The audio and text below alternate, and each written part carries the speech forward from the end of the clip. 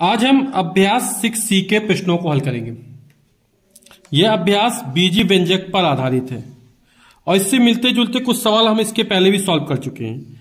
जैसे पहला क्वेश्चन बोला हमसे, निम्नलिखित व्यंजकों में पदों की संख्या बताइए।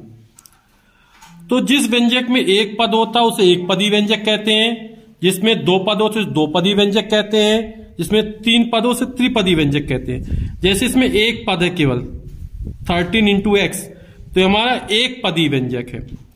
यहां पर x प्लस वाई, तो यहां कितने पद हो गए? दो पद हो गए, तो यहां कितने? दो पदी व्यंजक हो गया। यहां पर ax square minus B X plus C, तो इसमें तीन पद हैं, तो यह हमारा त्रिपदी व्यंजक है। और यहां पर कितने पद हैं? दो पद है, तो यह हमारा द्विपदी व्यंजक है। तो यहां पर आप लोग समझ गए होंगे, जब व्यंजक हम बनाते हैं तो व्यंजक बनाने में पदों को जोड़ा जाता है। जैसे हम मान लो ax स्क्वायर है, तो ये पहला पद हो गया, इसमें माइनस बी एक्स जोड़ा जा रहा है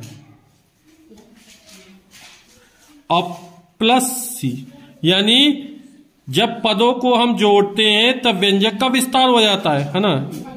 तो यहां पर कितने पद? एक पद, दो पद, तीन पद, यानी पदों को क्या किया जा रहा है? जोड़ा जा रहा है।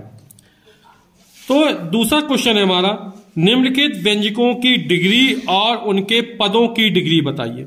जैसे यहां व्यंजक में तीन पद है, तो इस व्यंजक में जो चर की सबसे बड़ी घात होगी वह हमारी व्यंजक की डिग्री कहलाएगी। जैसे यहां पर x की सबसे बड़ी घात 2 है, यहां कोई घात नहीं तो एक घात मान लेंगे, y की घात 1 है, अचर पद है। तो यहां पर इस व्यंजक की जो डिग्री है या इस व्यंजक की जो घात है वो में कितनी हो जाएगी? 2 हो जाएगी। अब बोले पदों की डिग्री, ये पहला पद है, इसकी घात कितनी होगी? 2। इसमें y की घात 1 होगी और अचर पद की घात कितनी होगी? 0।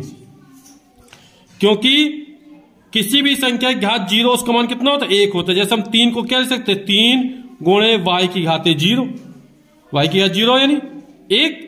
किसी भी संख्या घात 0 उसका मान कितना होता है? 1 होता है। तो यहां पर कोई चर संख्या नहीं दी गई है तो हम उसकी घात कितनी मान लेंगे? 0।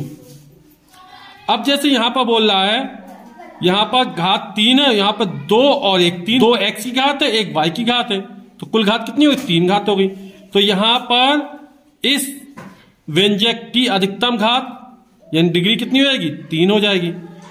पहले पद की डिग्री 3 है, दूसरे पद की 2 x की है और 1 y की है, तो 3 हो जाएगी। यानी कि व्यंजक की डिग्री 3 है, पहले पद की घात 3 है और दूसरे पद की घात कितनी है? 3 है।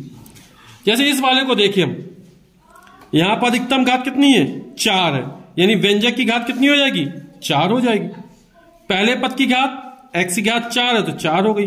दूसरे पद में y की घात 2 है, x की घात 1 है, तो टोटल कितनी घात हो जाएंगी? 3, यानी दूसरे पद की घात हो जाएगी 3, इसकी घात 1 और इसमें कोई नहीं, इसकी घात कितनी हो? 0 हो जाएगी।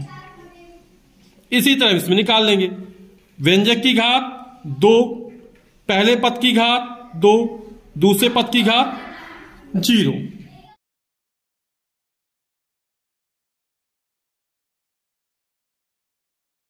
क्वेश्चन नंबर तीसरा, निम्नांकित में सत्य कथन बताइए, है ना, ट्रू फॉल्स बताने में।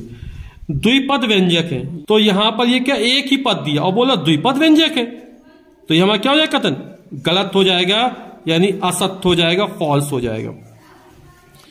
यहां बोला द्विपद व्यंजक है, इसमें कितने पद है? 1 2 3। पहला पद x स्क्वायर है, दूसरा पद माइनस 8x है और तीसरा पद 10 है, और बोला द्विपद बोल रहा है, तो ये हमारा क्या हो जाएगा? फॉल्स हो जाएगा, असत्य कथन हो जाएगा, ये भी हमारा असत्य हो जाएगा। द्विपद व्यंजक, हाँ बिल्कुल, इसमें पहला पद ये दूसरा पद, 2 पद है तो द्विपद व्यंजक हो जाएगा ये, और ये हमारा कथन कैसा है? सत्य है। द्विपद व्यंजक, इसमें 1 पद 2 पद 3 पद हो गए, ये त्रिपदी व्यंजक है, बोला द्विपद है, तो ये भी हमारा क्या हो जाएगा? असत्य कथन हो जाएगा। निम्नांकित में एक पदी, द्विपदी एवं त्रिपदी व्यंजक बताइए। तो यहां पर पहले में 3xy एक पहला पद हो गया, प्लस 7 ये दूसरा पद हो गया, तो इसमें 2 पद है, तो हमारा द्विपदी व्यंजक हो जाएगा।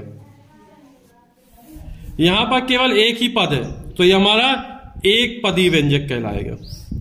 यहां पर एक पहला पद 2x² है, दूसरा पद 7x है और तीसरा पद -3 है। तो 3 पद है तो हमारा त्रिपदी व्यंजक कहलाएगा ये हमारा। इसी तरह इसमें 2 पद है तो ये द्विपदी व्यंजक कहलाएगा, और इसमें 1, 2, 3 पद है तो हमारा त्रिपदी व्यंजक कहलाएगा।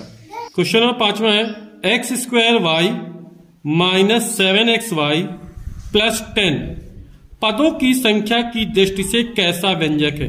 तो यहां पर एक पद ये है, दूसरा पद -7xy है, तीसरा पद 10 है यानी 10 है, तो इसमें 3 पद है तो यह हमारा त्रिपदी व्यंजक कहलाएगा। क्वेश्चन 6वां है नसरीन के पास 3x आम है, उसने 2y आम अपनी बहन एबीना को दे दिया, ज्ञात कीजिए। नसरीन के पास 3x आम है, 2y आम उसने अपनी बहन एबीना को दे दिया, यानी इतने आम कम हो जाएंगे ना। तो बोला नसरीन के पास कितने आम शेष रहे, तो हम क्या करेंगे, 3x आम थे नसरीन के पास, उसने 2y आम दे दिए मैंने कम हो गए, कम होने क्या घटा देते हैं, तो 3x - 2y, तो 3x - 2y इतने आम हमारे पास शेष बचेंगे। फिर बोला शेष आमों की संख्या में कितने पद हैं। शेष आम कितने हमारे 3x - 2y, कितने पद हो गए, एक पद ये है, दूसरा पद ये है, तो यहां पर टोटल 2 पद हो गए। पदों की संख्या की दृष्टि से इसे किस प्रकार का व्यंजक कहेंगे। तो पदों की संख्या की दृष्टि से इसे हम द्विपदी व्यंजक कहेंगे।